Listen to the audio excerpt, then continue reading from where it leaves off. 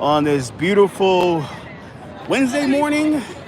And what's happening now is at 10 o'clock inside the side room, which we all call it the committee room, which is the side room of the council chambers. There's going to be a hearing today at 10 o'clock about commercial waste zones for the sanitation hearing.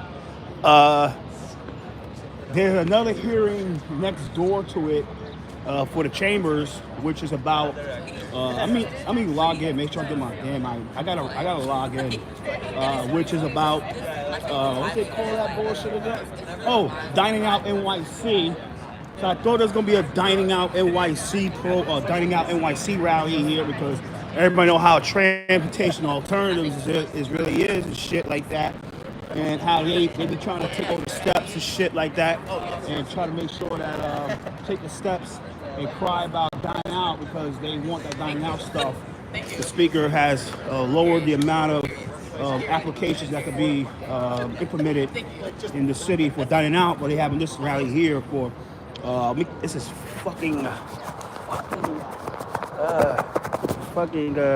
yeah.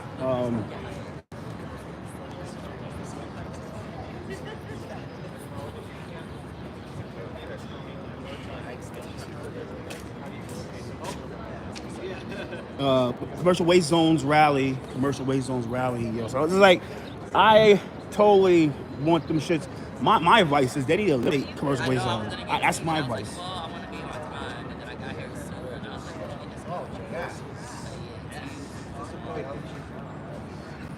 I gotta go to the UN, so I can't be here. I gotta both be up by 11 o'clock. So I mean, for 23, 25. Before I do this, let me.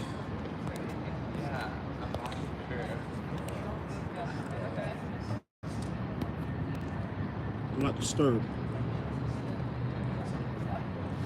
So yeah, it's already know so. He said, yeah, sorry. Yeah, it's already know so. He said, what's up? He's gonna win. He's gonna win that board president race. I could be political now. I'm outside the gate. So let me turn this shit over. So what's happening now? This race with the board president race is it's a two-way race between Reynoso, and what's his name, Corey Edwards.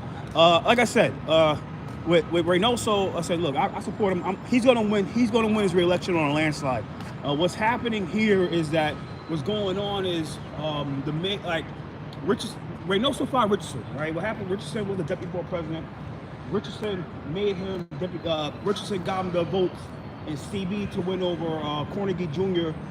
and the rest of the clown car. In CB. He had to win CB. So Richardson doesn't like county, and Richardson has the 43rd district, which completely is the vote for Central Brooklyn, and Reynoso won. Reynoso won the race, and in return, he made her deputy board president. So when that happened, everybody know how it works. Is in politics, it's like whoever had the votes gets protected. So she had a lot of votes. And the thing about Richardson was a nasty human being. She's a nasty woman. She's a nasty politician. And what happened with Reynoso was like I said, she did a lot of fuck shit. She pissed a lot of people off. She did me dirty. Like, she treated me like shit, and I ain't been nothing to her. But she was running around the city, acting like she runs the whole damn Brooklyn, and then she was treating everybody like how she treated him when she was state assembly. And and everybody saw the news with the Brooklyn news, and he got rid of her.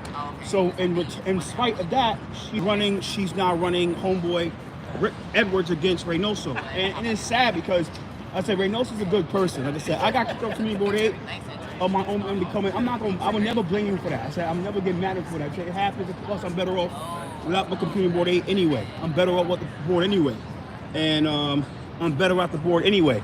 So it's just what it is. I'm saying I'm better off the board anyway, so I don't give a fuck. But like I said, Edwards is running because of a couple of spite campaigns. It's not because of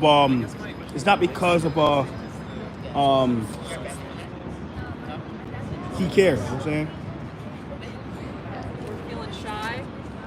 I'm feeling like it's commercial waste zones.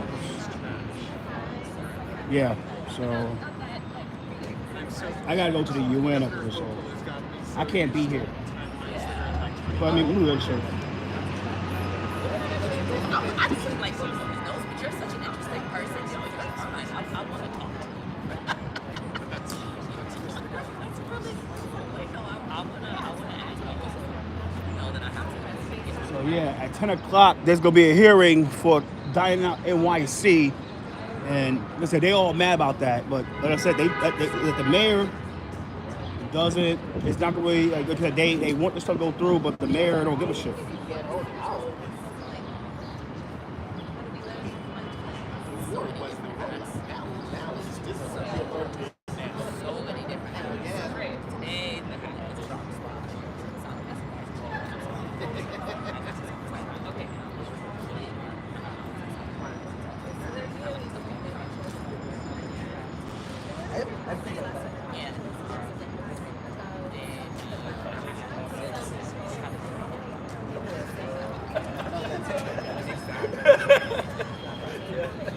So at the end of the day, so like I do that whole thing on my own organization,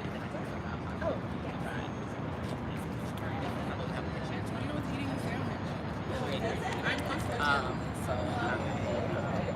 there, I'm a hip hop artist.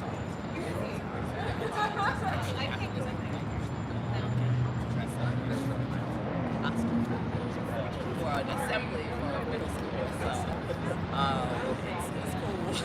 I was like, it's definitely a loaded day. It's Earth Day or stuff. that's why it's good. But yeah, so like those are the many things I do. Environmental policy, and sustainability management. So policy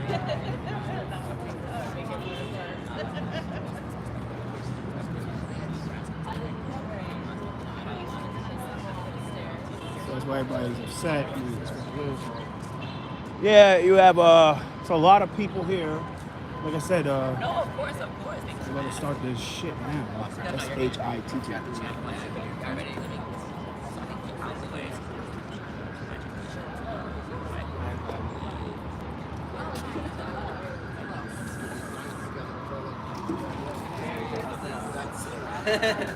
what about?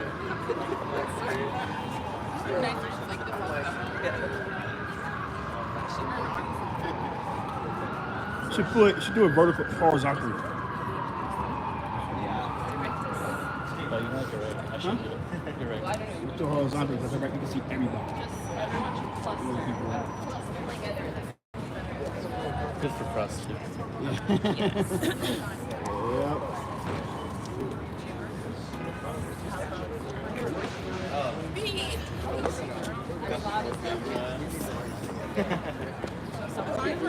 Louder than the loudest you can.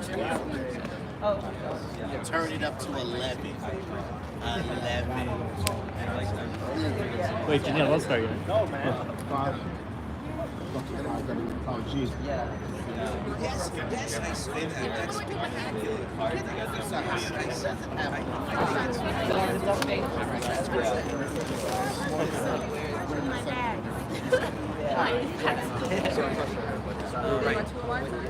double of them. Good.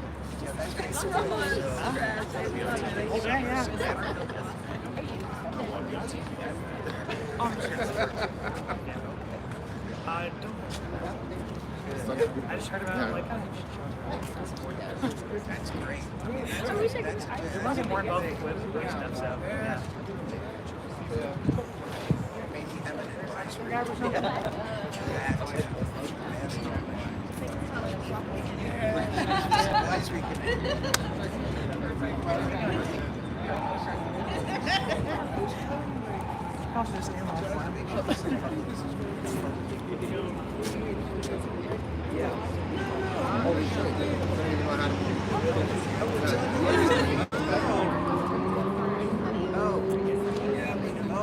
But I'm talking about the master plan. Yeah. Okay. Sorry. Okay, good morning, everybody. Morning. Oh, I need more energy than that. Good morning. Good morning. That's right. Okay, hi. So my name is Janila Scott. I'm the Climate Director at Align, and we are a member of the Transform Don't Trash Coalition. And so our coalition is working to transform New York City's commercial trash industry by reducing waste pollution, fostering clean and healthy communities for all New Yorkers, and also creating better working standards and safe streets for our state's workers and our communities. Today we're here because we know New York City's trash industry needs a complete and total overhaul. In our current system, every New York City business has to hire or work with a private hauler. So you have 5, 6, or even more haulers working on just one city block. And when you multiply that across New York City, that means you have multiple haulers driving across sort of inefficient overlapping routes, having unnecessary miles that they're traveling, working extremely long shifts. And then this creates a very unruly industry that has low recycling rates, high truck emissions, and poor conditions for our workers and for our communities and our pedestrians.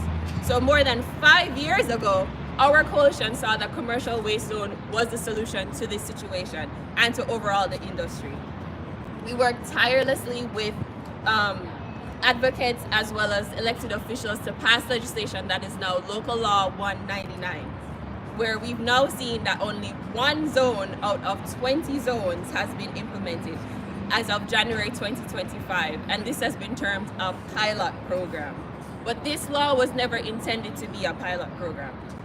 And even this morning, we just learned that DSNY is planning to roll out the remaining zones by 2027. So that's from the law was passed 8 years, but for our group, that's like an 11, 12 years worth of advocacy, which we exactly, because it's a slow timeline. 12 years is a long time. And so in this moment, you'll hear from our coalition members, elected officials, who work tirelessly to pass this legislation, and to still hear why it's necessary to move the zones much faster than DSNY is trying to move them. So I just want to take a moment first to acknowledge some of the members of the TDT coalition. So we have Align, we have the National Resource Defense Council, the New York Lawyers for Public Interest, we have the New York City Environmental Justice Alliance, and we also have Teamsters 813. And so, like I said, we'll also hear from elected officials who we've worked with over time. We have Borough President Reynoso here. We have Councilmember Abreu, Councilmember Sandy Nurse, and a couple other folks who will be joining us as well. So to kick us off, I'm going to hand it over to Councilmember Abreu, who is the chair of the Sanitation Committee. Well, good morning, everybody. Good morning. I mean, look, let's be very clear about what's happening here. This is a fight about clean air, safe streets, good jobs, and justice for communities ignored for far too long. When commercial waste zones passed in 2019, led by our Borough President Reynoso, the system was broken. Private sanitation trucks ran amok across this city with no accountability, polluting Black and brown and low-income neighborhoods. Today, that is still the case. We have not transitioned as fast and as quickly as possible with commercial waste zones implementation. We've aimed to reduce truck miles, vehicles miles traveled, to cut emissions, protect workers, and bring fairness to our streets, and we made it the law. 5 years later, only 1 of 20 zones have been rolled out, and put very bluntly, that is unacceptable. Unacceptable. Communities are still suffering. Unsafe trucks, injured workers, traffic, pollution. This is not what we promised with commercial waste zones. And up until now, there has been no clear timeline, totally contrary to the law's intent. I know that later today, the administration will be talking about their new timeline, which quite frankly, I still don't think is what we need today. I think we need implementation now. However, I am looking forward to hearing what the administration's plans will be with regard to implementation and what it looks like. We need transparency and full implementation as the council intended, as BP Reynoso intended. We're gonna ask all the very tough questions that the public ought to know. And look, if we didn't have this hearing today, DSNY wouldn't be giving us any plan whatsoever. And so I just want to say, You gotta say that. I want to say that it's because of the work that Align has been doing. It's because of the work that NRDC has been doing, that NILPI has been doing, that Teamsters has been doing, that New York City Environmental Alliance has been doing. It's because of you guys that we're finally getting some answers, perhaps not what we've been asking for, but it's one step. Let's keep figuring out what their whole plan is. Thank you, everybody. Thank you. Thank you so much, Councilmember Abreu. And now we will pass it over to Brooklyn Borough President Antonio Reynoso. All right, thank you so much. Thank you so much for having me. A proud member of the Sanitation Chair Caucus. As we stand here today, we've gone to 3, and we might not see this done before we get through 4, 5, or 6 sanitation chairs at the pace that the city of New York is working. We had a plan. Everything we said would happen has happened in Queens Central. And everything we said would happen through the legislation has also happened. And what we're asking is that originally the implementation plan was all of it at the exact same time. That's what we agreed to with the Department of Sanitation, that we will put it all out one day, open it up across the entire city, and then we'll spend 6 months tinkering around the edges and making sure we perfected and fix any problems that would exist. But sanitation got scared. I don't want to call them cowards, but they got scared and they slowed it down because they were worried about all these things that we already accounted for when we were doing the legislation with them. Then they do Queens. And in Queens, it's amazing. It's working. The cost is low. Efficiency. The workers are being treated fairly. No one has called us one time. Not one person has called us. Donovan Richards in Queens hasn't called me. The local elected official didn't call me. No one has called me. Everything is working fine. And instead of saying, hey, we figured it out, now let's roll it out quicker, they give us a timeline that'll make it so maybe none of us are here by the time this is over. That is not a victory.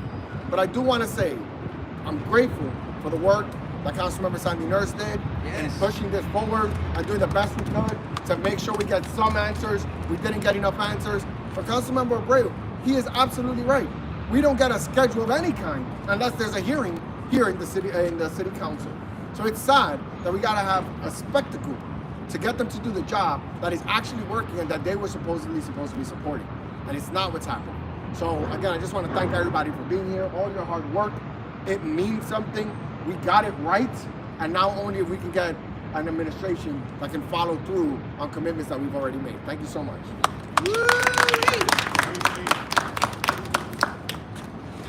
Thank you so much, Borough President Reynoso. Yeah, so like the BP said, you know, we're all here and there are different reasons. Like we're here because we knew the zones would work. Clean air, good jobs, safer conditions for our workers, right? And so now we're actually going to introduce one of the members of the TDC Coalition, and that's Justin Wood, who's Policy Director at the New York Lawyers for Public Interest.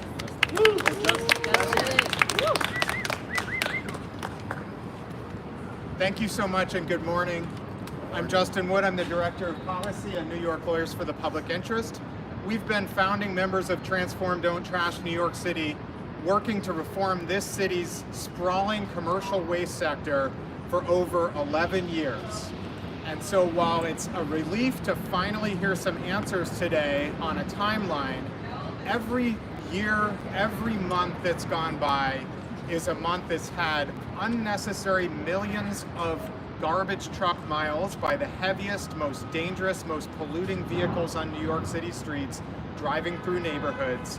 It's been another month in which that burden of having clusters of polluting and dangerous transfer stations and trucks has been unequally borne by New York City communities. It remains a system in which almost 75% of the millions of tons of private waste trucked in and out of transfer stations remains concentrated in just 4 environmental justice communities in the Bronx, Brooklyn, and Queens.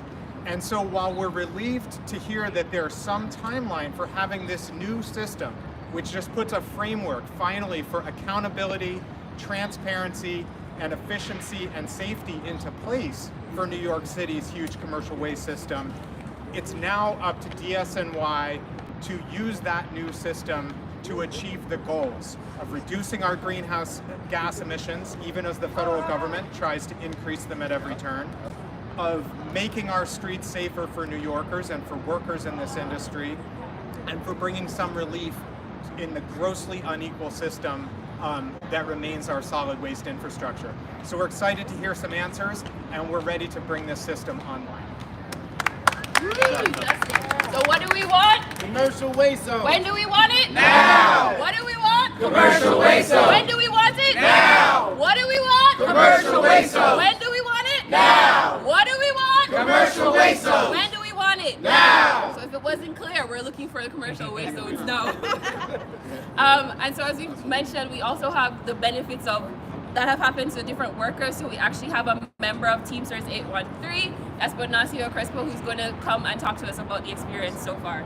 Bonicio? Hey, thank you. Thank you very much. Good morning. Thank you for the opportunity to speak today.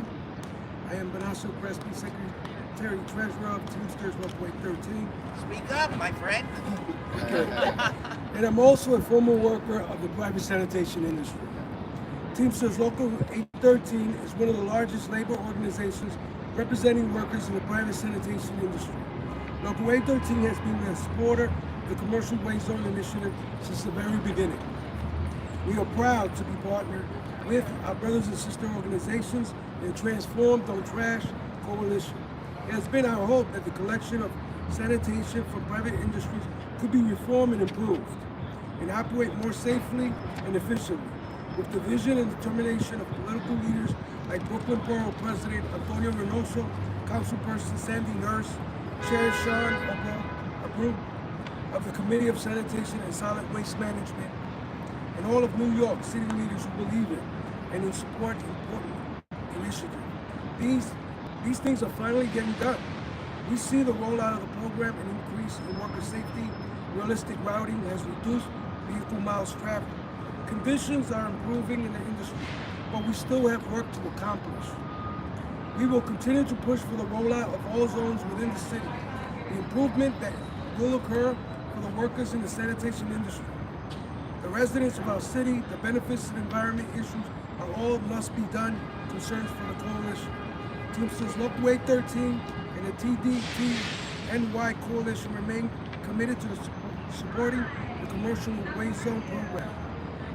And look forward to our continued positive working relationship with the leadership of the Department of Sanitation and our esteemed politicians who have remained advocates for the success of the program. We can help see this through. We can help make this happen. We can all benefit from the result of what the Commercial Waste Zone program will provide to all. Thank you. Thank you so much, Bonicio. As we're talking and we're advocating for our zones, we obviously need to still have our fierce advocates. And you've heard from two of those elected officials. And now I'd also like to introduce Councilmember Sandy Nurse. So another one of our fierce advocates.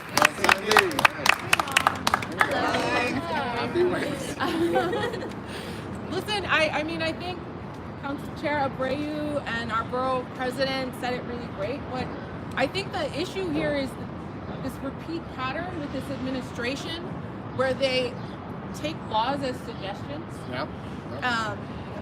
and have really found ways to undermine the democratic process that we have. This body passes laws and they are supposed to execute those laws. And we can haggle over dollars and cents about it, but at the end of the day, it's the law, it's the will of the people, and it got passed.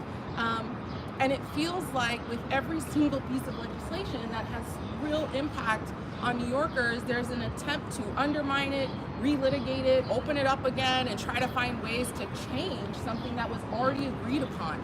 And that is just simply undemocratic. Yeah. And so the fact that the previous commissioner decided to have a panic over pricing that was already deliberated over for years. People, really talented, smart people here, put their brains on really making sure this was successful and would work. The fact that there have still been injuries, over 100 injuries, 3 fatalities, while we're waiting for this to happen is a problem, is contributing to a lack of public safety. So undermining the law undermining the expression of the council is leading to people to get hurt, is leading to us not doing the things that we're supposed to be doing, and is delaying the process unnecessarily. So it's not just about hearing their new timeline. We need to hear, did they put the money aside for it? Did they put the resources to make sure it happens the way it's supposed to happen? And there's simply no reason for them to be waiting this long. Even we just saw with composting. We just got to the enforcement period. We saw headlines saying we are doing an unbelievable volumes, we need more space, and now we've shut it down. This is undemocratic practices of this administration across the board. Just across the board. It's really unacceptable. And as the borough president says, hopefully we can get an administration that knows what they're doing, that doesn't bungle things, and respects the laws that are made in the city. So thank you all for continuing the fight. We're going to keep holding their feet to the fire, even if we have to have 4 or 5 sanitation chairs. We're going to do it. Yeah. So thank you. I know we're also going to pass it to another one of our advocacy groups that we've also worked with over the years with passing this legislation, and that's Families for Safe Streets, and we have Lauren Hine who's joining us. Yeah.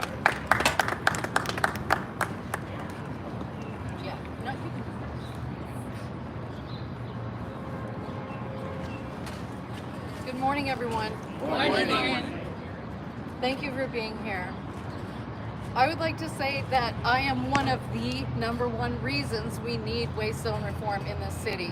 I can't even stand for this because I can no longer stand up. My name is Lauren Pine, and I'm a member of Families for Safe Streets. On November 15th, 2017, I was crossing the street in the crosswalk on the Lower East Side with the light when I was struck and dragged by a dump truck. I was brought to Bellevue Hospital and put in a medically induced coma for 4 days. Well, they tried to save my left leg, but they could not due to severe infection, which almost killed me and led to the amputation of not just a little bit of my left leg, but my entire left leg, including the femur. That is a very rare amputation because of the poor prognosis. My life changed forever that day. After the crash, I was in the burn ICU at New York Presbyterian Hospital for 2 months. Donor skin from my entire back was peeled off and used as a skin graft to cover my leg, which is completely scarred and suffers from a lot of nerve damage. I can only use that leg minimally with a brace and crutches. On my left leg, I have a prosthetic that is very heavy and difficult to maneuver. It restricts my breathing because it needs to be attached at the waist. After experiencing more than a few falls every week, I'm now a daily wheelchair user. And all of this was preventable and a predictable result of a system that puts New Yorkers in danger every single day. Too often, commercial waste vehicles like the one that hit me are traveling unnecessarily long distances over a single night, a problem the City Council addressed 5 years ago by passing Local Law 199 to create commercial waste zones. But we are still waiting on 95% of those zones to be implemented. And this inaction has led to the tragic death and serious injury of more New Yorkers. This is unacceptable. We must act now by putting New Yorkers' safety first and implementing Local Law 199 without delay. Thank you. Right.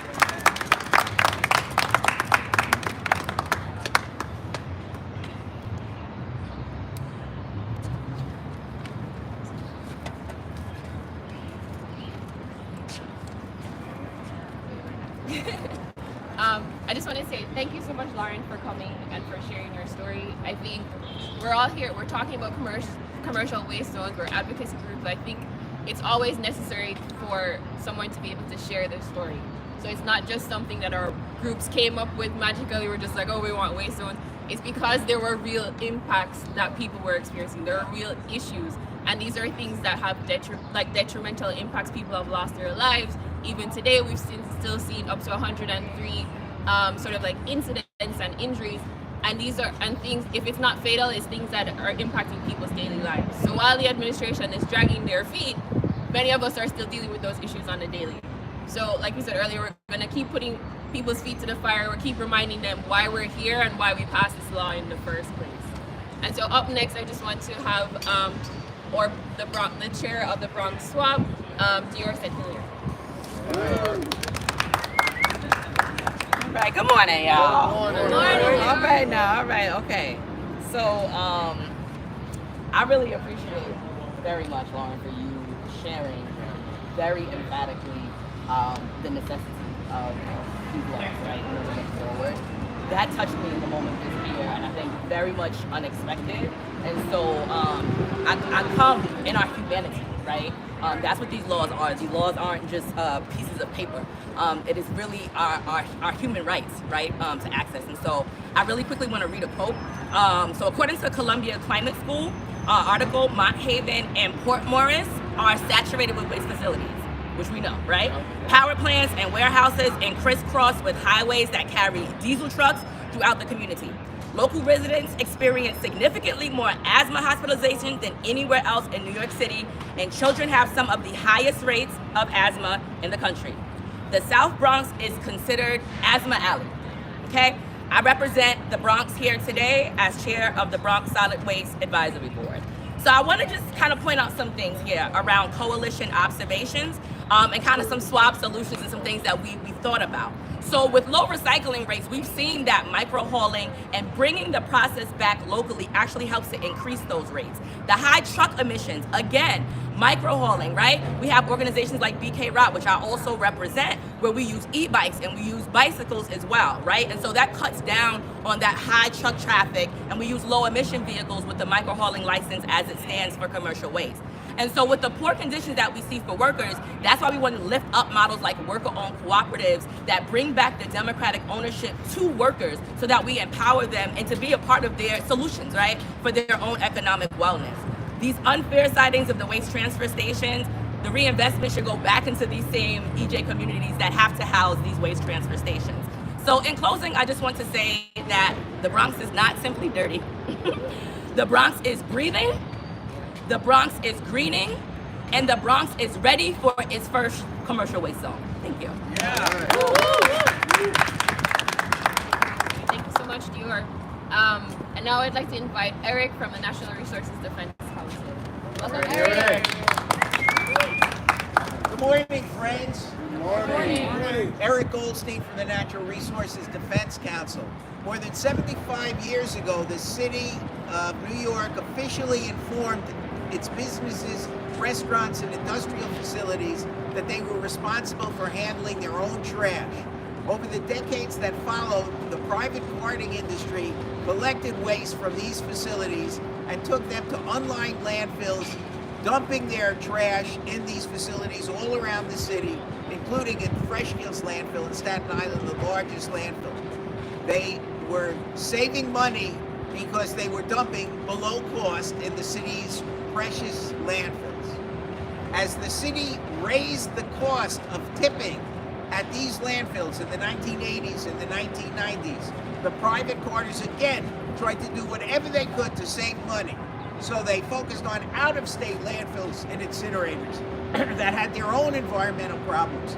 And to get the trash to those facilities, they set up land-based transfer stations on city streets in the South Bronx, North Brooklyn, and Southeast Queens, creating environmental problems that continue to this day. By the year 2000, when these landfills closed, the problems grew even worse. We had literally hundreds of trucks every night driving around the city on haphazard, disjointed routes, racing around, polluting the air, endangering pedestrian safety, hiring workers for pennies on the dollar. And the problem has continued. It was highlighted in the 2006 New York City Solid Waste Management Plan, but for a decade, nothing happened. The Transform Don't Trash Coalition got together with some committed city council members and began the effort to reform this polluting, dangerous, public safety endangering industry, and worked for 6 years. Finally, local law 199 of 2019 was passed to create the commercial waste zone system. No one envisioned that 6 years later we would still be fighting to get that law implemented. But here we are. We're not going to quit. As the old British rock group, the Kinks, said, we're so tired of waiting. And we want to see this law implemented in this year and as quickly as possible. And so, we want to thank our tireless, we've had 3 spectacular chair people of the Council Sanitation Committee that have worked to accomplish this objective, and they're not quitting yet. Chair Reynoso, Chair Nurse, Chair Abreu. It's their leadership that's got us to this point, but no one is quitting until we get the job done.